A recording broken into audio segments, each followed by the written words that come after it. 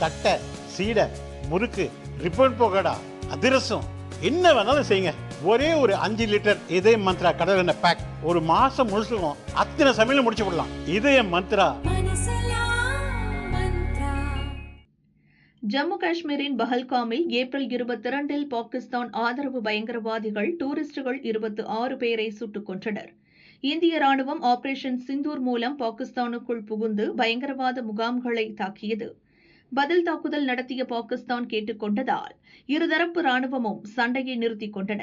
அதன் பிறகு ஜம்மு காஷ்மீரில் பயங்கரவாத ஆதரவு சக்திகளை ஒடுக்குவதில் மத்திய மாநில அரசுகள் தீவிரம் காட்டின. பயங்கரவாத அமைப்புகளுக்கு ஜம்மு காஷ்மீரிலிருந்து உதவி செய்வோரை கண்டுபிடிக்கும் பணிகள் முடுக்கிவிடப்பட்டன. என்ஐஏ எனும் தேசிய புலனாய்வு முகமை அதிகாரிகள், ஜம்மு காஷ்மீர் போலீசின் உளவு பிரிவாக செயல்படும் CIK போலீசாரும் இந்த பணிகளில் ஈடுபட்டு வருகின்றனர். இன்று CIK போலீசார் ஸ்ரீநகர், குல்காம், அனந்த்நாக், புல்வாமா உட்பட 10 இடங்களில் சோதனை நடத்தினர்.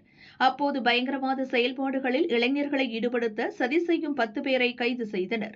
அவர்கள் குறியீடுகள் மூலம் செய்திகளை தெரிவிக்கும் செயலிகளை பயன்படுத்தியது கண்டுபிடிக்கப்பட்டது.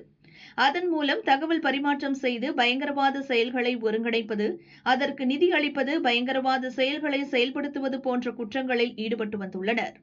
பஹல்காம் தாக்குதலுக்கு பின்னணியில் ஜெய்ஷ்-இ-முகமது மற்றும் லஷ்கர்-இ-தொய்பா பயங்கரவாத அமைப்புகள் இருப்பதாக இந்தியா கூறி வருகிறது. அவர்களுடன் தொடர்பு வைத்திருப்பவர்களை கைது செய்யும் முயற்சியின் ஒரு பகுதியாக இன்று சோதனைகள் நடந்தன.